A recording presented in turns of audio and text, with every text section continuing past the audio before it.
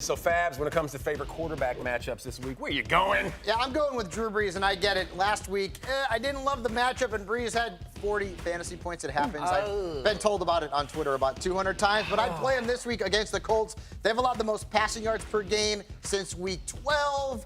Monday night matchup. It's nice to have Brees going in your fantasy playoffs on a Monday night. Okay, next you're going to a land where they play a game of horseshoes. Horseshoes. That's right. Ryan Tannehill down there in Tennessee, who's been fantastic. Over the last few weeks, he's accounted for 9 total touchdowns, just 1 interception, and he's doing it with high efficiency because they're not throwing the football a lot. Still an offense that relies on the run game and Derrick Henry, but they're facing a Houston Texans defense giving up more than 21 fantasy points per game to quarterbacks. Okay, Marcus, let's stick with you, but let's change position. How about a running back that you like? How about Chris Carson? His role obviously increases now that Rashad Penny, we know, is unfortunately done for the season. So he's going to go back to being that workhorse we saw earlier in the year. But he's going against the Panthers. They have been pretty bad against running backs, giving up more than 30 fantasy points per game to the position. That is the most in this National Football League. I thought you were talking about me. My role would increase this season. It is the holiday season. It is. So, okay. Cynthia, how about a running back as well? You have one for us? I do. His name is Saquon Barkley. Have you heard of him? I have. Okay, they great. Call him the chef. They call him the chef. I don't care who the quarterback is in this situation. They use him a ton. Volume is key. And the matchup against the Dolphins, who allow, just about 123 rushing yards per game. That's a great one. You're going to want to absolutely. I know that everyone's thinking about which receiver to pick up, sort of as a flex option. Sure. So just stick with Saquon. Okay. Stick with him. When it comes to a wideout, is there one that you just feel really good about their matchup this weekend? Julian Edelman. Why not? Anyone? I mean, I know he's been on the injury report, so do keep an eye on that. Jules, after all. It's Jules. Come on now. Jules gets the Bengals. Jules and the Bengals, I think he's going to see the end zone possibly even multiple times in this one. Wow. It's Cincinnati. Let's go. This is when we're on to Cincinnati. We've got a lot going on there. I think Tom Brady to Julian Edelman is about as sure a thing as you can count on. Okay, Fabs, you're going to go with the guy who has God and win in his Yeah, name. he does. How about And that? Chris Godwin, who's going to see even more targets. Our Ian Rappaport is reporting that Mike Evans, unfortunately, done for the season with that hamstring. So Godwin, he's going to absorb some of those 9 targets per game that Evans had been averaging this year. And over the last 4 weeks, the Lions have allowed an average of over 41 fantasy points per game to wide receivers. So Chris Godwin should be eating a whole heck of a lot for field. Okay, Fabs, you're just heating up. So you want to give us a tight end when it comes to matchups? Yeah, what do you like to call him? GKO. That's right, Come on George Kittle. He has given you 18-plus fantasy points in 3 of his last 4 games, and Atlanta has allowed 10-plus fantasy points to tight ends in 4 of their last 5. This is a great matchup for George Kittle, who will lead a lot of people to their fantasy championship. Okay, Marcus, delight us with another one. How about Ian Thomas down there in Carolina at the tight end spot? He stepped up and played very well last week in the absence of Greg Olsen, who actually did some individual work today as he deals with the concussion protocol. But this week, Ian Thomas, the Seahawks, that seems like a really good match. The Seahawks have been just about awful. The only team worse than them against tight ends has been the Arizona Cardinals. Start him, sit him time. Fabs is here. He's going to let you know because it is all important. Round 2 of the postseason. It is finally here. So, Fabs, no pressure. You ready to get things started? Giddy up. Okay, you ready to get things started with a running back? I've never seen a cowboy or anyone who rides a horse wear a jacket like this, but this is true. I digress. Who you starting your running back? Yeah, Phillip Lindsey. He's been in my stardoms for like the last month, and numbers have been okay. He did lose a touchdown to a penalty last week, would have had a bigger stat line. Over the last 4 weeks, he's really dominated the touches ahead of Royce Freeman, and the Chiefs have given up the most scrimmage yards and the second most fantasy points to running back. So keep him in your lineup. And then Raheem Mostert, now I get it. Okay, the 49ers backfield, it's a little bit tricky, but over the last couple of weeks, it's become a little clearer where Mostert's been the guy, and the matchup this week is very good against Atlanta. They've allowed the 3rd most fantasy points to running backs on the road, so Mostert is at worst a flex starter this week. My sleeper, Adrian Peterson's not really a sleeper. The guy's going to Hall of Fame. You know who he is, but my buddy Darius Geis is now out for the season, so Adrian Peterson figures to see a lot of the touches. Bill Callahan loves to run the football. I think Peterson gets probably 18 touches in this game, so hopefully he can get into the end zone. In deeper leagues, you could potentially flex Adrian Peterson. You call him Sir Peterson? Sir. All right, who you sitting, Fabs? Marlon Mac, 2nd week in a row here. Last week came back from the broken hand and didn't have double-digit fantasy points. He also didn't have a target, which makes me wonder, can he even catch the ball out of the backfield with that hand injury? And then you've also got to think about that matchup. The Saints have allowed fewer than 4 yards per carry and just 5 rushing touchdowns to running backs. And then Sony Michel. Cole, the matchup is great this week. Yeah. I just can't trust him because he hasn't been able to exploit good matchups for most of the season. And anytime he is playing in a game where Rex Burkhead is active, he's averaging fewer than 7 fantasy points per game. That's not getting it done in the fantasy playoffs. All right, everyone out there that plays fantasy, they love championship hardware, so I need some pass catchers, man. Who Yeah, man, and I'm going to go with Deebo Samuel. Now, you can start Emmanuel Sanders, too, here. He was the big star last week, but Deebo, he is still giving you more than 14 fantasy points in 5 straight games. Atlanta's given up 10 touchdowns and the 5th most fantasy points to perimeter receivers. Yep. Excuse me. So Deebo is a very good start. And then Jarvis Landry, again, every week. Keep him in your lineup. He scored double-digit fantasy points in every game since week 8. The Cardinals have given up 8 touchdowns and nearly 25 fantasy points per game to the slot this season. My sleeper is Dede Westbrook. Now, if DJ Chark can't play, Westbrook is a very solid option. He's seen 7 or more targets in 3 straight games. The Raiders have allowed 10 touchdowns to slot receivers and over 40 fantasy points per game to receivers on their home field. So Dede Westbrook, he's available in some leagues too. Pick him up and start him if Chark is unable to go. Okay, how about that? Who you sitting, though?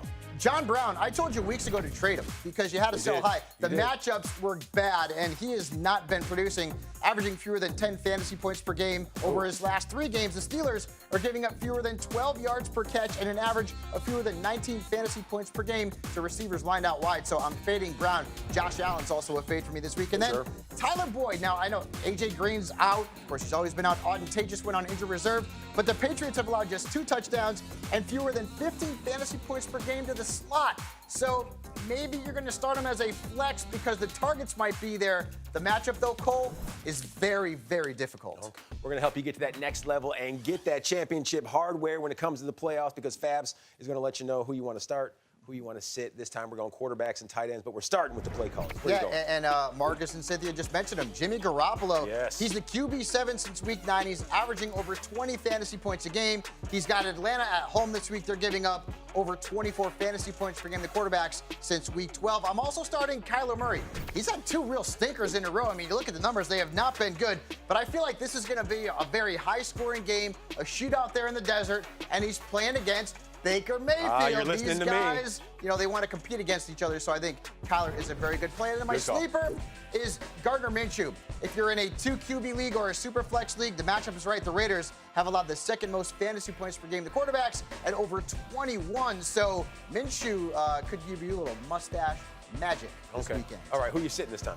This one hurts because I'm such a fan of him, but Kirk Cousins has a really bad matchup against the Chargers. They've allowed 18 touchdown passes and the 6th fewest fantasy points to quarterbacks.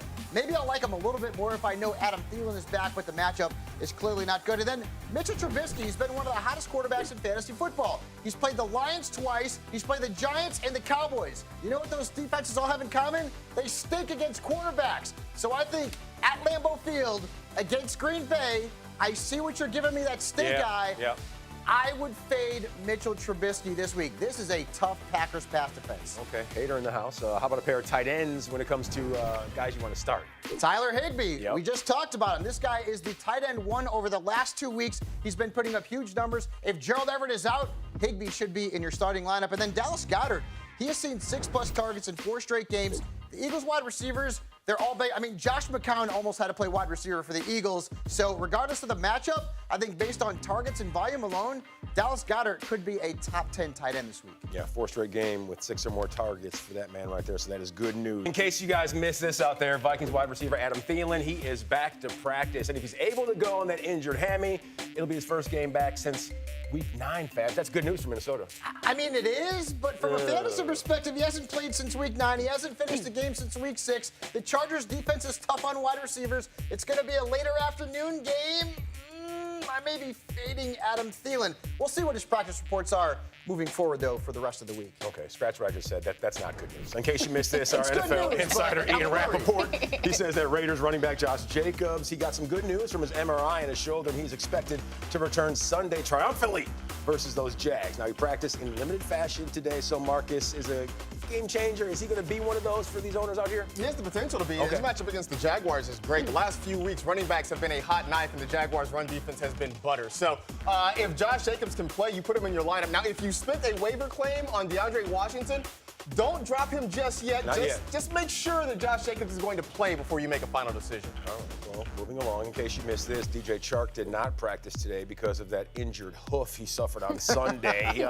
He's been Gardner Minshew's favorite target this season with 7.4 per contest. Now, Cynthia, if he can go, how do you project for him against the Raiders and their pass defense? Well, their pass defense is definitely a source of vulnerability, which is good for Chark. So you would probably end up playing him. I don't love the projection. It's something like 4 or 5 receptions in the middle of the road, yardage like 50s or 60s. The touchdown is likely because of this defense, but I don't trust it. This just really kind of downgrades like a surprise sleeper from like a Chris Conley or something that could be a good pick and if he doesn't go. Okay, more from the In Case You Missed It files. Devante Parker still in the league's concussion protocol. Now, he was seen in a non-contact jersey today at Dolphins practice. Now, Parker has been on fire as of late. He's been like Dylan, the 8th highest scoring receiver over the past 4 weeks. So, Fabs, how do you feel about his matchup versus the Giants? I mean, if he plays, he's a must-start. The Giants, struggle against perimeter receivers and basically everyone else. And Parker's value, too, is in whether or not you're going to start Ryan Fitzpatrick, because this is also a great matchup for Fitzmagic. So if Parker is active,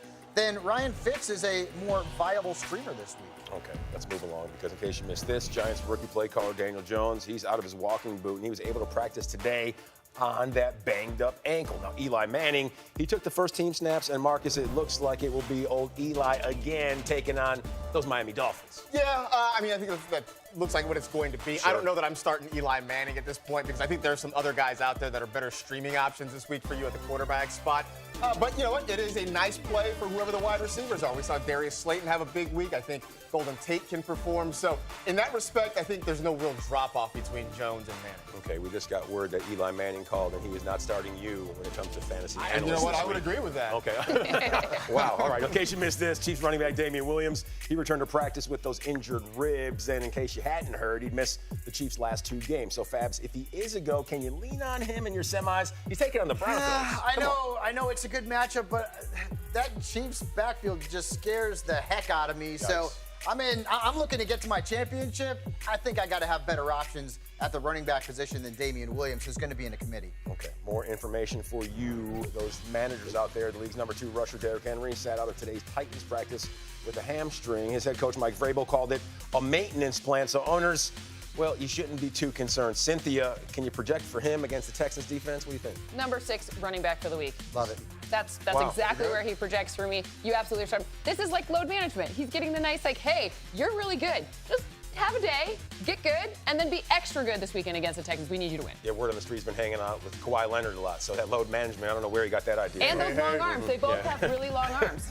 One more time, Marcus? Hey. Yeah, exactly. In case you missed this, Steelers wideout Juju Smith-Schuster practiced in full today on his knee. He's missed the last 3 games. And now, Marcus, if he's a full go, can owners who made the playoffs despite his output, like our producer Todd Mossberg, who drafted him, well, in the 3rd round, I believe, can they turn to him in that semifinal too? First round, First round, overall. third Yeah. of, okay, You know yikes, what? Todd. You might have to, just because so many injuries have hit the wide receiver position that you might be a little bit thin there. But I'll tell you what, it's a Sunday night game. It's against a good Buffalo Bills secondary. It makes me very nervous about what his potential production could be.